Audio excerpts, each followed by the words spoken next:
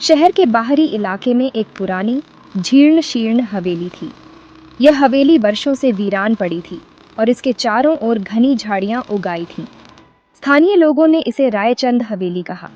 यह हवेली उनके लिए एक रहस्य और डर का प्रतीक बन चुकी थी। कहानियों में यह कहा जाता है कि यह हवेली एक अमीर व्यापारी रायचंद की थी। रायचंद ने इसे अपने व्यापार की सफलता के बाद बनवाया था। रायचंद पर अपनी पत्नी की हत्या का आरोप था। यह आरोप उनके जीवन को हमेशा के लिए बदलने वाला था। सबूतों के अभाव में उसे बरी कर दिया गया, लेकिन इस घटना ने उनके जीवन पर गहरा असर डाला। लेकिन कुछ ही हफ्तों में रायचंद की रहस्यमय परिस्थितियों में मृत्यु हो गई। उनकी मौत ने पूरे गांव को हिलाकर रख दिया। तब से यह माना जाता है कि रायचंद और उसकी पत्नी की आत्माएं हवेली में रहती हैं। लोग कहते हैं कि उन्होंने इन आत्माओं को हवेली के अंदर घूमते देखा है। हवेली के आसपास हमेशा एक भयानक एहसास रहता था। रात के समय हवेली और भी डरावनी लगती थी।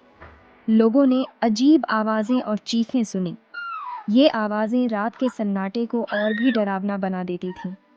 कुछ लोगों ने खिड़कियों से रहस्यमय रोशनी देखने की सूचना दी। ये रोशनी हवेली के रहस्य को और गहरा करती थी। स्थानीय लोगों ने इसे शापित माना और इससे दूरी बनाए रखी। वे हवेली के पास जाने से कतराते थे। 4 दोस्त अमित, रिया, रोहन और नेहा असाधारण और अज्ञात के प्रति आकर्षित थे। वे हमेशा कुछ नया और रोमांचक खोजने की तलाश में रहते थे। अमित समूह का साहसी और निडर नेता था। वह हमेशा सबसे आगे रहता था और किसी भी चुनौती से नहीं डरता था। रिया के पास अलौकिक में गहरी रुचि थी। उसे भूत प्रेत और रहस्यमयी कहानियों का शौक था। रोहन तार्किक व्यक्ति था, हमेशा एक वैज्ञानिक व्याख्या की तलाश में रहता था। वह हर चीज को तर्क और विज्ञान की दृष्टि से देखता था। नेहा, हालांकि शुरुआत में झिझक रही थी, रोमांच के लिए तैयार थी। उसे नए अनुभवों का सामना करने में मजा आता था। एक दिन अमित को रायचंद हवेली के बारे में पता चला। ये हवेली अपने भूतिया किस्सों के लिए मशहूर थी। उसने अपने दोस्तों को चुनौती दी कि वे उसके साथ हवेली की खोज करें। ये उनके लिए एक नया और रोमांचक अनुभव होने वाला था। रिया उत्साहित थी, जबकि रोहन संशयवादी था। उसे यकीन नहीं था कि यह एक अच्छा विचार है, लेकिन नेहा के अनिच्छुक समझौते ने समूह को पूरा कर दिया। अब वे सभी इस रोमांचक यात्रा के लिए तैयार थे। एक अमावस्या की रात 4 दोस्त हवेली के लिए निकल पड़े। ठंडी हवा उनके चारों ओर घूम रही थी और वातावरण भारी था। जैसे ही वे करीब पहुंचे, हवेली और भी भयानक लग रही थी। मुख्य द्वार चरमराते हुए खुले, मानो उन्हें अंदर बुला रहे हों। अंदर धूल और सन्नाटा ने उनका स्वागत किया। हर जगह मकड़ी के जाले और टूटी हुई फर्नीचर बिखरी हुई थी। जैसे ही वे आगे बढ़े, उन्हें दीवारों पर खून जैसे धब्बे दिखाई देने लगे। एक अचानक शोर ने उन्हें चौंका दिया।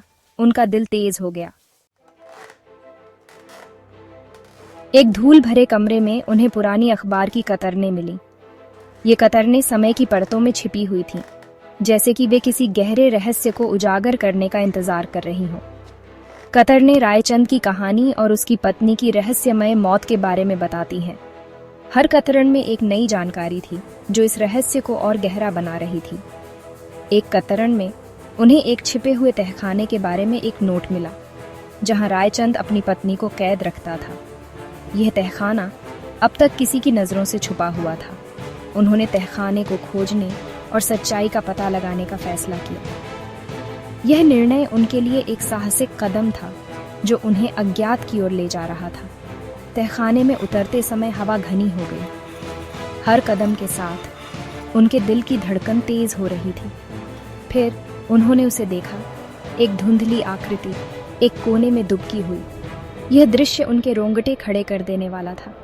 यह रायचंद या उसकी पत्नी की आत्मा थी। यह सवाल उनके मन में गूंज रहा था। डर ने उन पर हावी हो गया, क्योंकि उन्होंने मदद के लिए चिल्लाया और बाहर निकलने के लिए दौड़े। उनकी चीखें तहखाने की दीवारों में गूंज रही थीं। क्या वे बच गए या हवेली में फंस गए? यह सवाल अब भी अनुत्तरित था।